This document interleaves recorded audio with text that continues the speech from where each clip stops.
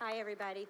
It is so encouraging to be here today. The sun is shining on us. I think somebody is happy with what we're doing. And I am so proud to live in the great state of Texas. I am proud of all of you guys. I'm proud of the young people here.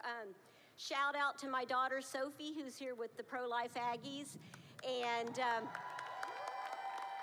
my son, Eli, who's a Longhorn, you guys can clap for that too if you want, who is a second-year medical student. And I'm proud that I have a Hippocratic practitioner following in my footsteps because, as you all recognize, the field of medicine is losing its way, unfortunately, but we've got to get it back because there's a lot of good signs here today, but my favorite is that pro-life is evidence-based because there has never been a study that has shown benefit to a woman. The best they can do is come up with poor quality data and say, well, we don't think it hurts her. But we all know that it hurts her. It hurts her child. But you know, God has given all of us a moral code in our heart. Whether we believe in him or not, we know what's right and wrong. And women are hormonally primed to bond with their child. So we all recognize that when a woman chooses an abortion, not only does it hurt her emotionally, many times physically, I've seen that many times in my career, and mental health complications. A woman is 6 times as likely to commit suicide in the year after an abortion than if she'd given birth to her child. But fortunately, so many of you are out there walking alongside these women, giving them the support they need. The majority of women who've had abortions in a study said they would have given birth to their child if they just had support. The state of Texas, with $100 million of alternatives to abortion funding, and every single one of you that's financing or volunteering at a pregnancy center, you're doing what we all need to be doing. We need to show the way for this country of how women really need to be cared for. So I'm so happy to be with you. We have so much to celebrate. It's estimated that approximately 10,000 babies are alive in Texas today who would not be if the state of Texas had not chosen to support unborn life. But you know, you all see that that was a victory in a battle, but it was not the end of the war. And the tactics have changed.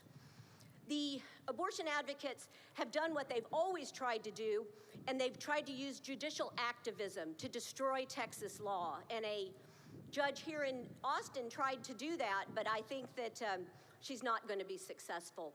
But every single one of the 25 states that's protecting unborn life has had to go to court to defend their laws. The second thing that they have done, and this has been enabled by President Biden's FDA, is that the FDA has removed all of the in-person restrictions on dangerous chemical abortion pills. So it used to be the case, right, that they said, we think that abortion should be safe, legal, and rare. Well, in the states where it's not legal, they're now trying to circumvent our laws and put these pills in the hands of women. And there is no pre-testing being done. There's nobody determining, does a woman really want this abortion?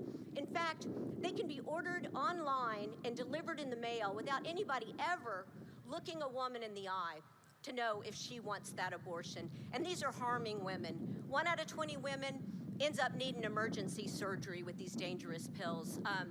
And so many women see their child.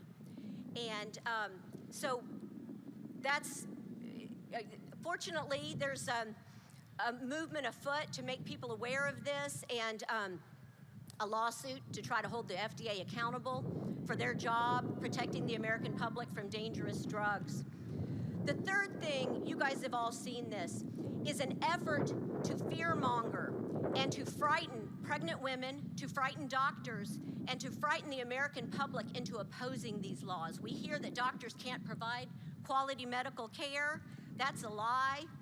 90% of obstetricians do not do elective abortions, and yet we all know how to practice. So what we need to do is educate ourselves, be able to talk to our friends, and explain this to them, because the American people have been gaslighted. But we can change hearts and minds, but we've got to do it one person at a time. And I'm so glad you're all here, and I'm glad you're all here ready to do that. So keep up the good work.